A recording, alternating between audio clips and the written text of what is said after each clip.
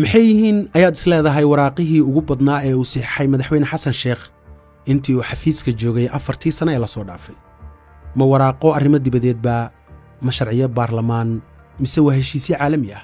sidoo kale ma waraaqo furan oo ku socda madaxda caalamka ahba? dabcan intaba ma ahan oo waad garatay. waa waraaqo noolo oosta ah oo lagu xaraashayo hantida dawladda, lagu dhacayo xoolaha qaran ee dadka Soomaaliyeed ka dhaxeeya.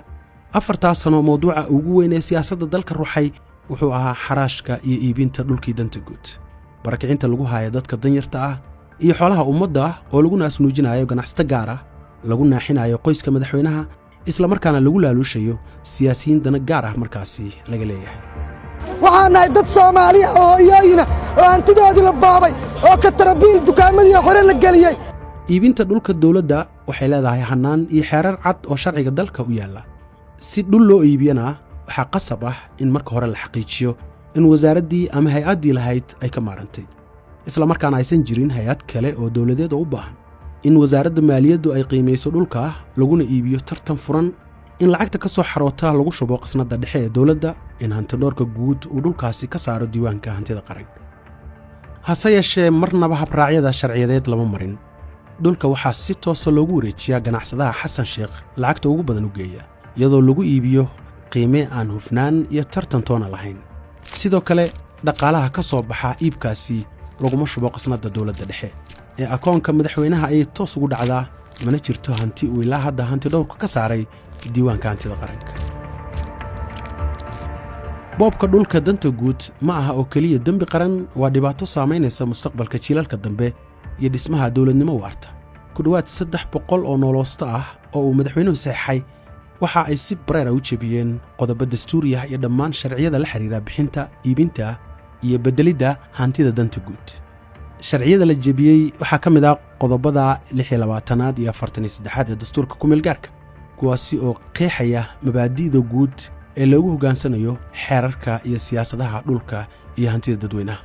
xasan sheekh wuxuu xaraashka dhulka ka sameeyey dhaqaale ka badan $1 bilyan. waa adduun lacageed oo ka sarreeya miisaaniyadda rasmiga ah ee dawladda dalka ku maamusho sanadkii. waxaase la yaab iyo xishood la'aan ah in miisaaniyadda dalka iyo dakhliga dawladda u xarooday meelna kaga qornayn wixii dhul la gaday 4 sano ee tagtay. maanta ceebta ugu weyn waxa ay ka taagan tahay wasaaradaha dawladda oo intooda badan la iibiyey xarumihii ay lahaayeen. waxay taasi keentay in ay ku shaqeeyaan guryo kira ah, halka qayb kale ay dulsaar ku yihiin wasaarado iyo hay'ado kale. wasaaradda deegaanka waxa ay dul degan tahay xarunta gurmadka degdega ah ee New York oo hoos tagta hay'adda Sodma. wasaaradda haweenka iyo wasaaradda xanaanada xoolaha dhammaantood waa hay'ado dawladeed oo dulsaar ku ah xarumo kale, taas oo keentay gaabis xooggan oo ku yimaada adeegyada dadweynaha. liiska wasaaradaha iyo wakaaladaha xarumihiisii cagta la mariyey waxaa ka mid ah wasaaradda batroolka, wasaaradda xanaanada xoolaha, wasaaradda ganacsiga, wasaaradda deegaanka, wasaaradda warshadaha, wasaaradda kalluumaysiga, wasaaradda dalxiiska, wasaaradda biyaha, wasaaradda cadaaladda, wasaaradda arrimaha dibadda, wasaaradda howlaha guud, wakaaladda qaxootiga qaranka, wakaaladda biyaha, wakaaladda korontada, dhulalka degmooyinka ee wasaaradda maaliyadda iyo kuwo kale oo badan.